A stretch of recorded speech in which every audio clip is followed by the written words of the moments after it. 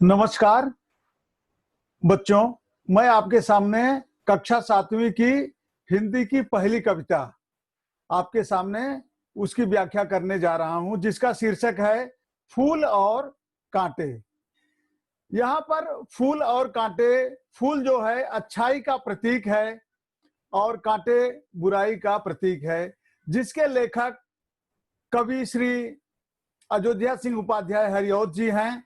उन्होंने इसके माध्यम से समाज हमें यह बताया है कि समाज में दो तरह के लोग होते हैं। एक अच्छे लोग होते हैं जो हमेशा समाज की अच्छाई के कार्य करते रहते हैं, और एक दूसरे लोग हैं जो विघटनकारी कार्यों की तरफ प्रवृत्त रहते हैं, समाज को देते रहते हैं। फूल और कांटे में अयोध्या सिंह उपाध्याय हरिऔध जी ने कहा है कि किसी का कर्म ही है जो उसे महानता के शिखर पर ले जाता है। उसमें उसके जन्म का, खानदान का कोई हाथ नहीं होता। इस बात को स्पष्ट करने के लिए कवि ने फूल और कांटे का चयन किया। अब मैं कविता की चार पंक्तियों की व्याख्या आपके सामने प्रस्तुत करूंगा। है जन्म लेते जगह में एक ही पौधा उन्हें है पालता। रात में उन पर चमकता चांद भी एक ही सी चांदनी है डालता। प्रस्तुत पंक्तियों में कवि कह रहे हैं कि जिस जगह पर हम जन्म लेते हैं वो जगह एक ही है, और जिस प्रकार पौधे के ऊपर चांद अपनी चांदनी को डालता है, उसी प्रकार हमारे माता पिता हमें पालते पोसते हैं। मैं उन पर है बरसता एक सी उन पर हवाएं है बही। जिस प्रकार वृक्ष के ऊपर, पेड़ के ऊपर फूल और कांटे के माध्यम से कवि कहते हैं, मैं उन पर है बरसता एक सा। मैं अर्थात बादल उनके ऊपर समान रूप से पानी की बरसात करता है।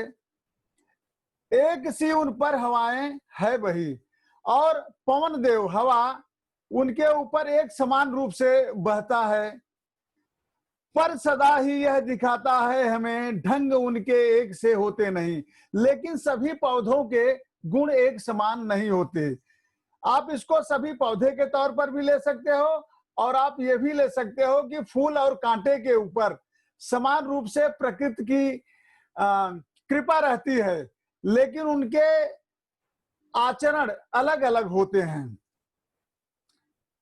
अगली चार पंक्तियों का अर्थ है, छेद कर कांटा किसी की उंगलियां, छेद कर कांटा किसी की उंगलियां, फाड़ देता है किसी का वर वसन।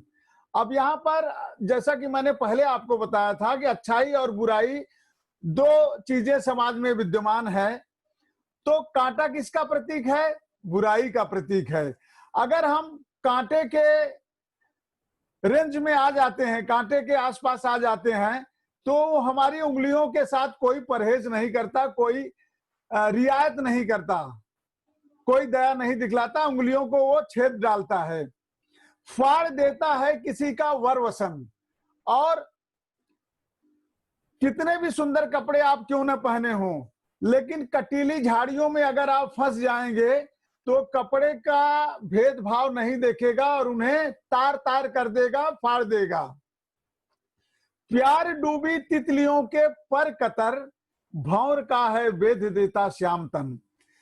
तितलियां कितनी कोमल होती हैं, जो सुंदरता का प्रतीक है, कोमलता और सुंदरता की प्रतीक हैं।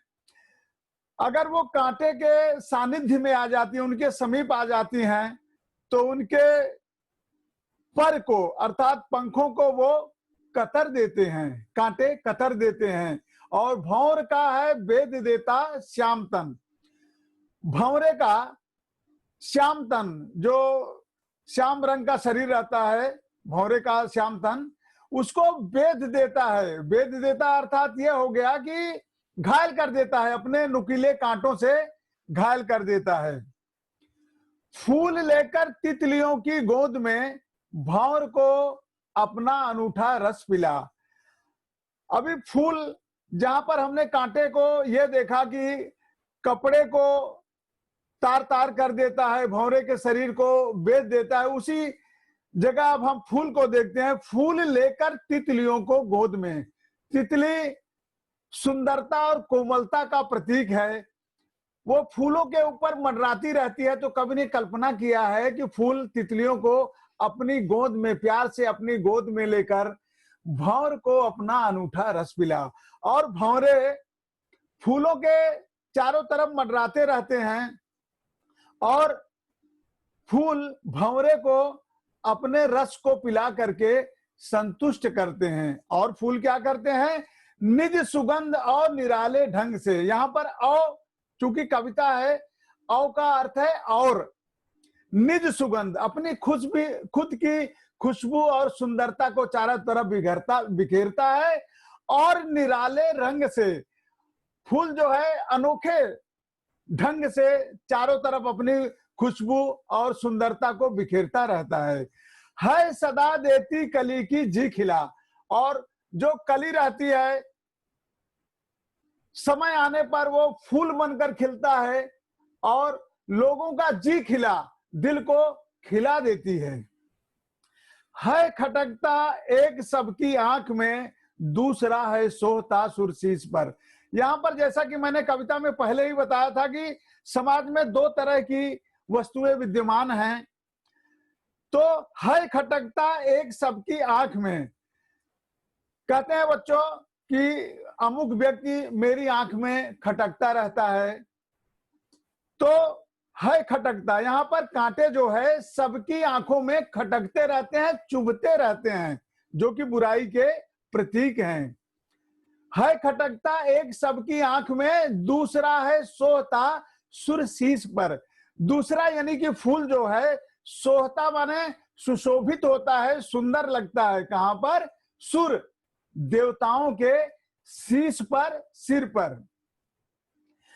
किस तरह कुल की बड़ाई काम दे। यहां पर एक सबसे बड़ी बात कही गई है बच्चों कि आदमी जन्म से नहीं कर्म से महान बनता है।